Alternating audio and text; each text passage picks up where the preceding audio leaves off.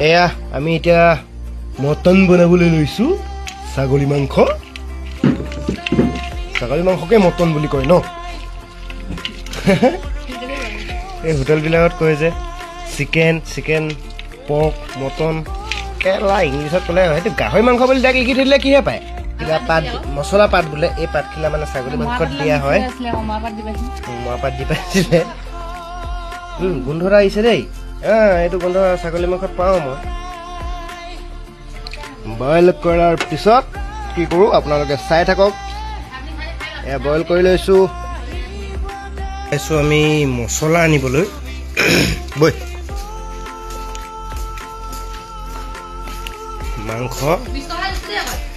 20 টকা লৈছে মাংস বইল কৰি লৈ ওলাইছোঁ এতিয়া আমি পাতটো কোনে কোনে চিনি পাইছে কমেণ্ট কৰিবচোন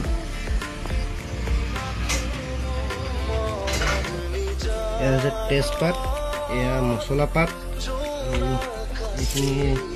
ইলাচি চিলাচি এইবিলাক পিচি লৈছোঁ তো ঘৰৰে তেজপাত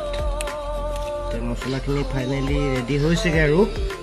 মাংসখিনি বইল কৰি হ'ল এতিয়া বনাম আপোনালোকক দেখাই আছোঁ ইয়াতে মেইন বস্তুটোৱে থাকি গৈছিলে সেইটো হৈছে এইটো কিং অফ চিলি টুপি আছোঁ টুপি লৈছোঁ মাংসখিনি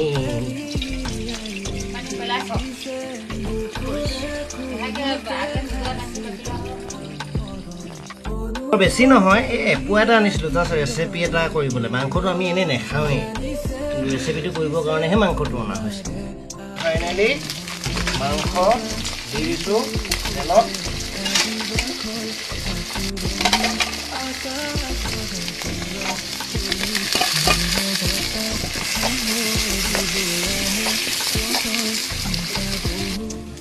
দি দিছোঁ ইয়াতে পটেটো অসমীয়াত আলু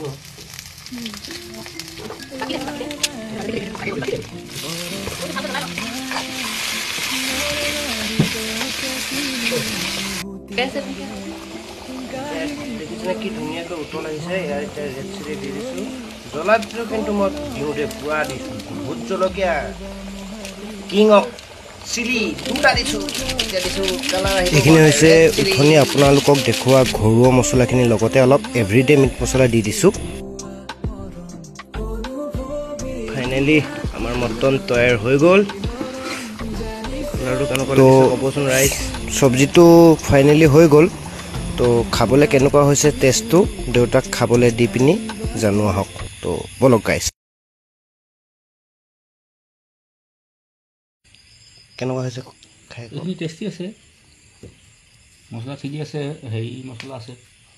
আপোনাৰ লোকেল মছলা এইটো জংগলী মছলা এইটো খালে আপুনি খালোঁ সোৱাদ আছেনে সোৱাদ তো আজিলৈ বাই লগ পাম নেক্সট এটা ৰেচিপি লৈ